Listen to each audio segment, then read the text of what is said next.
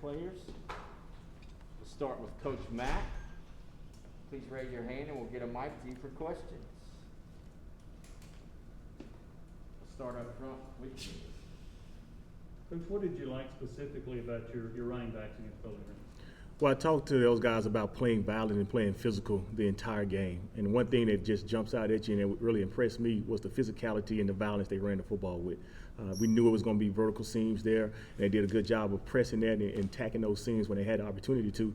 But as you go back and watch the film, you can see there were chances they had a chance to bounce runs and then get to the safeties. And those are the things we talked about, making that one defender miss. That's our job in the run game, is to always make that free hitter miss. And that's one thing they did a good job of. Austin?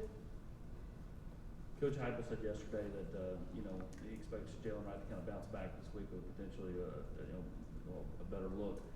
Did you talk to him after the game about being a little bit more patient as a runner? It seemed like he was trying to be a little bouncy and try to bounce everything, try to make the big play. No question. I think a lot of times when you get those young freshmen in there, they get excited, the adrenaline starts pumping in Neyland Stadium, and he just got a little anxious.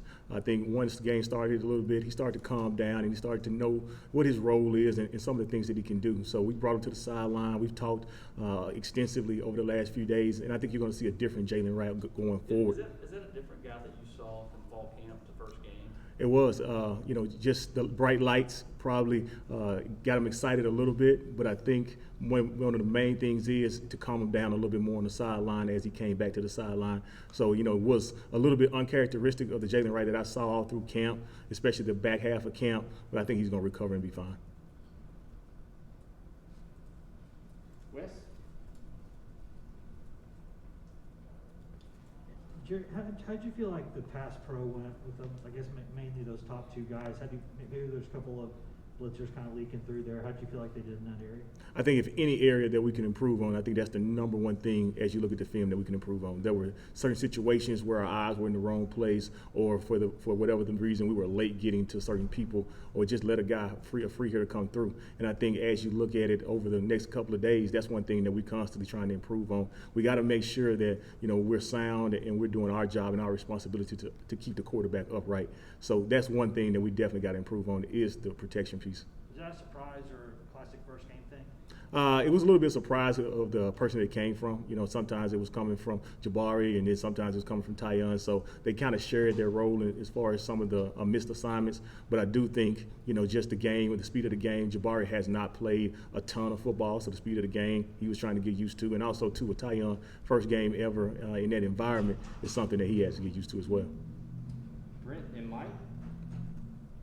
Yeah, Coach, two questions. One, did you like the rotation with Jabari and Tyon, and how do you manage that moving forward? And then secondly, when you talk about Pitt's defense, what stands out to you in terms of trying to run the ball against them? Well, I think I like the rotation a lot. I like the way they balanced each other. When they needed a blow, they allowed me to get them out. They knew when they were too tired to tap out, and we brought the fresh body in. And I like that. I like them guys not being selfish, understanding, hey, look, if I can't go, I need my teammate to take the load off me. And that was one of the things that I liked a lot. We had a good balance, a good transition going back and forth.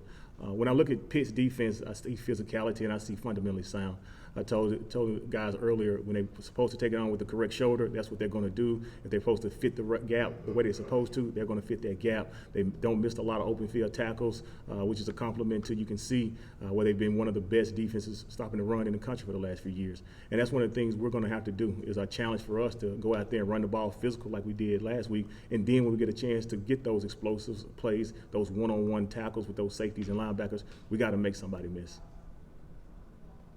Why was Marcus Pierce the choice in the fourth quarter the other day to get some carries? And if one of the top three guys was out, is he a guy that could jump into the rotation and get some carries? Yeah, I think Marcus has been doing a great job ever since, you go back to spring football, a guy that really makes it important. He's really diligent in the way he studies the film and the way he attacks, approaching the game every week. That's one of the things that allowed him to get those reps in the game. We've had a nice lead, and we felt like an opportunity to get some of those guys that had already carried the load of blow, and Marcus deserves every carry that he gets. And when he got in the game, he showed what he could do, and that's what we expect. You never know when your number may get called, and he created an opportunity for himself, and he took advantage of it. Patrick and Vince? Coach, was what you saw from Tyon in the first game what you guys had seen pretty much through camp, or what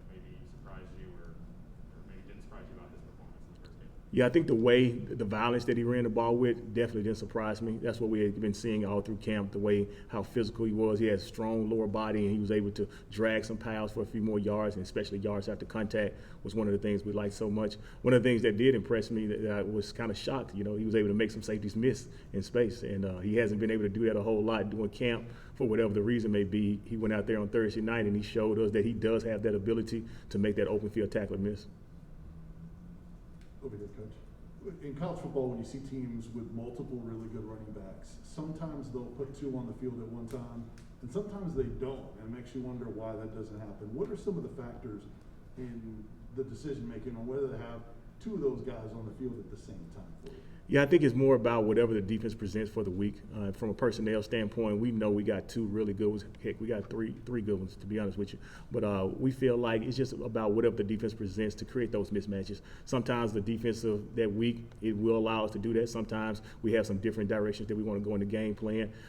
Just trying to always come up with those creative ways from a situation where we play with tempo. How do we get those guys be in that 20 personnel or whatever personnel group that Coach Heupel or Coach Golish wants to be in for that week. So it just really depends on the defense week to week. Ben? Just what you see out of Jabari that led to his success, and it really seemed like he got going or got better as the game progressed. I think just getting used to the flow of the game. One thing about Jabari you see is, like I said, he hasn't played a ton of football here. And as he keeps going more and more and getting more experience, you're going to see a better version of him. He was able to catch a pass last week out of the backfield. I think that's one skill set that's going to continue to get utilized as we continue to go forward, just his pass receiving abilities. But also, too, just the way he runs the ball and the way he's able to get through those short, small areas. One thing that he impressed us with was just those third down opportunities where he had to cram it in there and get those tough yards right now. Probably a little bit uncharacteristic of what a lot of people think he is, but he is a tough physical runner as well. And he just got to make up in his mind when those opportunities present, he just goes. Last question, Adam. Coach Banks is outside waiting. Adam Sparks, Knox News. In terms of long runs, popping long runs, what leads to those? Is it something set up in the blocking? Is it something wearing down the defense? Where do those long runs come from? Well, I think it all starts up front. Coach Ellerby done a great job with our offensive line, putting those guys in a position to be violent, be physical. Some of those guys were player of the week internally with our football team. And one thing that you can see, they created those seams, they created those holes to allow those backs to kind of run through. After they did their job, now it's up to us when we get to that second and third level. Now it's up to us to showcase our ability, some of those guys' natural God-given ability to make those people miss and then deliver your pass. Like I keep saying, like the physicality that those guys played with, that is really what's impressive. Some of those guys have been sore ever since the game ended last week. But, I think when they look at the stat sheet and they see the win and they see what their productivity was, I think it was more than well worth it. All right. Thank you, Coach. Thank you.